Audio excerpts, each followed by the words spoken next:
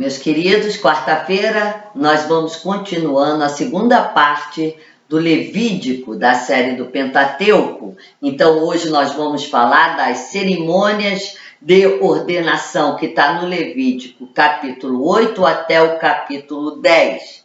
Então os capítulos 8, 9 e 10 vão ser dedicados ao lugar adequado para introduzir a dedicação da tenda do encontro e a investidura do sacerdote.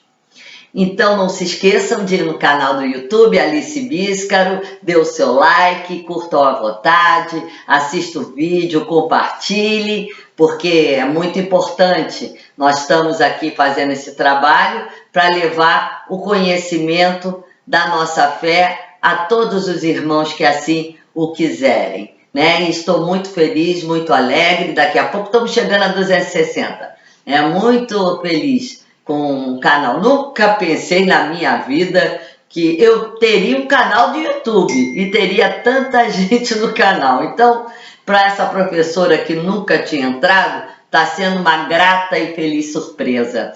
Então, vamos lá à nossa aula de hoje. A gente tem que entender que essa mão é uma mão sacerdotal. Se lembra a mão que a gente falou das 4 mãos lá no início da aula do Pentateuco? Então nós temos a mão javista, eloísta, deuteronomista e sacerdotal, que é aquela com o símbolozinho do P, né? Então a mão sacerdotal, ela vai estar nesta parte do Levítico, principalmente nos capítulos 11 até 16, que vai falar do conceito da pureza, e dos capítulos 17 até o 27, que vai falar dos preceitos para a santidade. São evidentes os sinais da vida, amadurecimento e novas instituições. A colocação dos capítulos 1 até os capítulos 7 indica a necessidade de uma obediência ao ritual do sacrifício. Foi o que nós estudamos na aula anterior. Esse ritual vai ser expresso pelo desejo de santidade e o elemento de condicionar para a purificação. Tudo isso é antecedente da vida e da prática da santidade que nós vamos encontrar no capítulo 17 até o capítulo 27 do livro do Levítico. No capítulo 8º, a gente vai ver as cerimônias de investidura. Moisés é intercessor até o sacerdócio. Uma descrição detalhada vai estar nesses capítulos das vestes e cerimônia, já foi feita lá em Êxodo, se lembra? Então nós temos já também descrito, né, essa investidura lá em Êxodo 28, capítulo 28 e capítulo 29. É dada ênfase à expiação para o altar, para os que estão sendo investidos. Expiação, retirada do pecado, gente.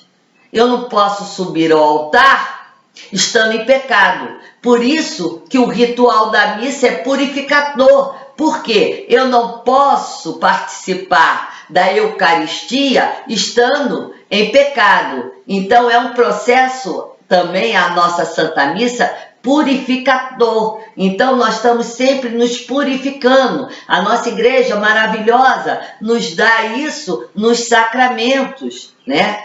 O sacramento da reconciliação, que nós temos, o sacramento da Eucaristia. Então todos os sacramentos também é, de certa forma, purificador.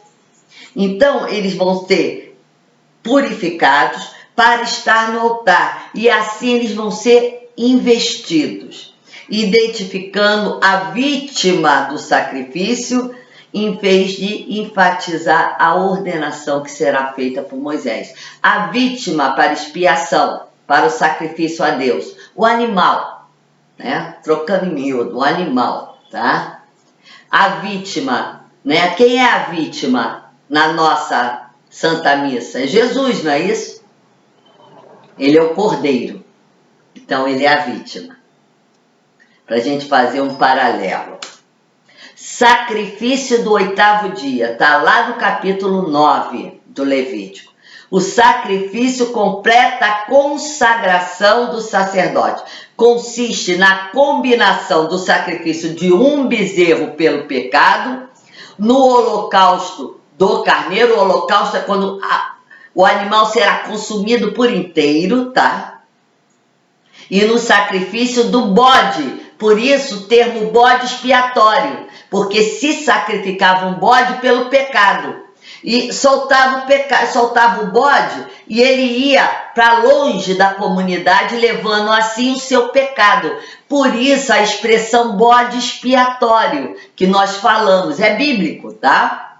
A celebração é magnífica, pois nesse dia a glória do Senhor apareceu a todo o povo. O autor, para transmitir 2 sinais essenciais do sacerdócio: primeiro, todo o sacrifício precisa ser trazido para ficar diante do Senhor. A comunidade tinha que se apresentar na entrada da tenda, e então vir ao altar na pessoa do sacerdote, em contato com a presença de Deus. E assim o poder divino age por intercessão do sacerdote. Por isso, o nosso sacerdote é persona em Cristo, porque o poder divino age através dele. Não mudou. A teologia é a mesma deste tempo e a mesma até hoje. A segunda figura concentra-se em Moisés como intercessor. Ele foi o profeta para Faraó, agiu como rei ao conduzir o povo para fora do Egito e agora sumo sacerdote no sacrifício e na investidura daqueles que tomarão parte no sacrifício. Aí no capítulo 10 a gente vê a morte de Nadab e Abiú. Houve quem sugerisse, quem são esses 2 personagens? Filhos de Arão. Quem é Arão? Irmão de Moisés, né? Eu tenho um aluno, seu Walter, que tem toda a genealogia. Ele consegue guardar a genealogia, que é uma maravilha. Então, aí, seu Walter, né? Como gostava dessa história. Saudade. Haviam enchido o quê? Seus incensórios como fogo, que não era santo. Isso é, tirado de outro local e não do altar. O fogo santo ele tem que ser retirado do altar. Ele não pode ser retirado de outro lugar. Assim foram punidos com a morte pelo fogo, um fogo santo do altar. Como estavam no altar, o povo certamente vai interpretar que essa morte vinha de Deus, tá certo? Que ele morreu no altar. Seja como for que isso tenha acontecido, o ponto principal vai ser revelado lá nos versículos 9 e no versículo 10 do capítulo 10, onde Moisés diz que nenhum vinho, nem bebida inebriante deve ser tomado antes do dever sacerdotal na tenda do encontro. Então, supõe-se que ele estava, bêbado. Para terdes condição, olha só, se você ficar inebriado, você não tem condição de fazer uma distinção do que é profano e do que é sagrado. Assim, na celebração de 7 dias, talvez, né, isso é suposição, Arão e os filhos tenham bebido o quê? Muito vinho. É possível que pusesse a mistura errada no fogo, o que resultou numa grande explosão de chamas e, consequentemente, morreu sob asfixia. O incidente, então, é usado para introduzir de forma literária, mas mesmo assim real, a nova ordem. Agora é por intermédio de Arão e seus filhos que o novo e o antigo são representados na cerimônia de ordenação. E no capítulo 10, versículo 11, eles vão falar que os sacerdotes devem ensinar a Torá. Acresce outra responsabilidade interessante também para o sacerdote, quanto à preparação e o amadurecimento da santidade. Ele deve ser mestre também da Torá.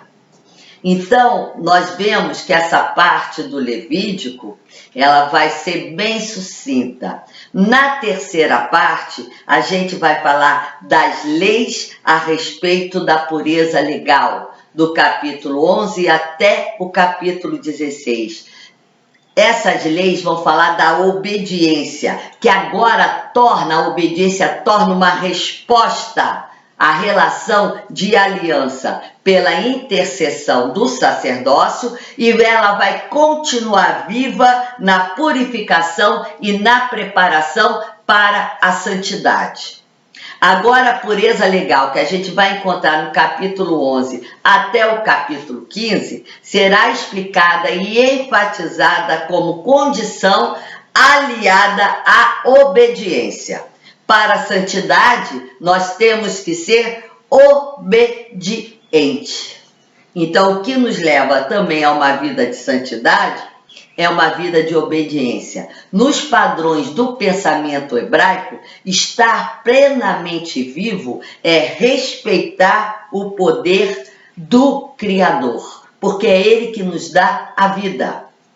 Como o Levítico é o coração da Torá, referimos a lei de santidade como batimento desse coração.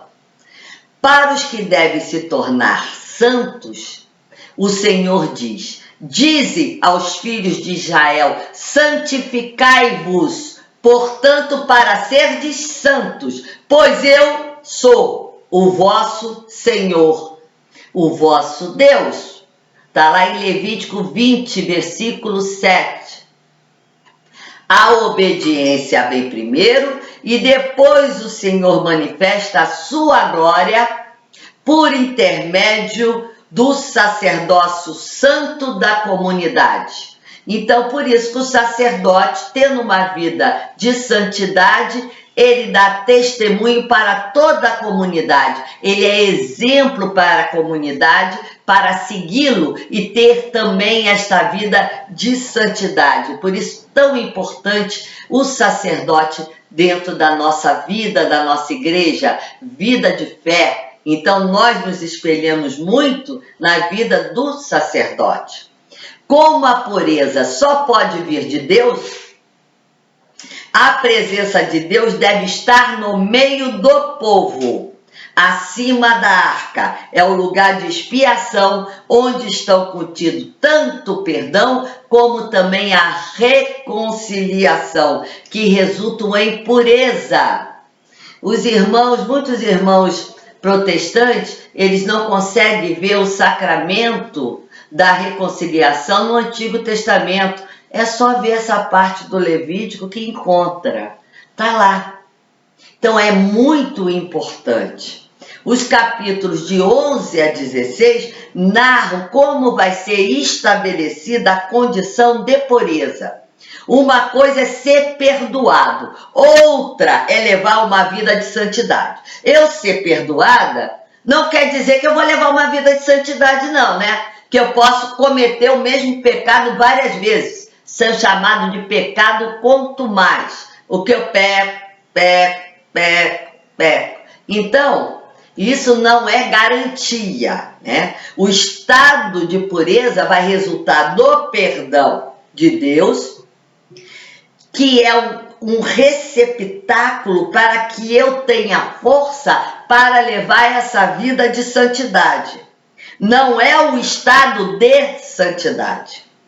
Por isso, até hoje, uma vez ao ano, é feita a expiação por todos os pecados, que é a festa do Yom Kippur, que é o dia do grande perdão. E ali a gente, no capítulo 11, vai ter os alimentos puros e impuros, que são as leis alimentares. No capítulo 12, de 1 a 8, vai falar da impureza da mulher que deu à luz, que é a razão para a contaminação, a gente encontra no versículo 7, ela está purificada da sua perda de sangue. É o fluxo de sangue que contamina.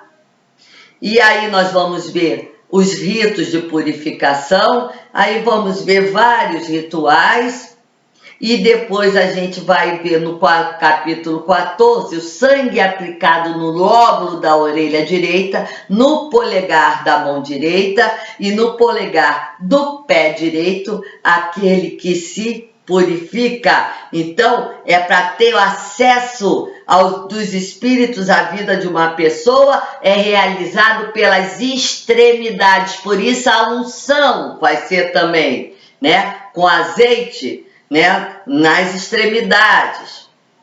E depois a gente vai ver o dia do grande perdão, Yom Kippur, né? O Senhor vai iniciar a expiação, faz isso exigindo a purificação do lugar santíssimo, contaminados pela morte de Nadab e Abiú. Depois os ritos de purificação do santuário, é reunida a confissão para absolvição dos pecados dos sacerdotes e assim também do povo. Essa última purificação vai acontecer no ritual do bode expiatório, a celebração conjunta com mortificação do jejum, inicia-se assim, portanto, uma vida de santidade. Então, na próxima aula, nós vamos para a parte 4 do Levítico, que vamos falar da lei da santidade, que é importantíssimo essa parte, não percam. Obrigado a todos vocês. Né? Não esqueça de ir no canal, não esqueça de comprar a sua apostila, que aqui a professora fica 15, 16 minutos no máximo, mas a apostila tem muito mais conteúdo sobre o tema, que é importantíssimo conhecer. Você conhecendo o Antigo Testamento, você conhece muito melhor o que Jesus nos ensinou. Obrigado a todos e uma feliz quarta-feira.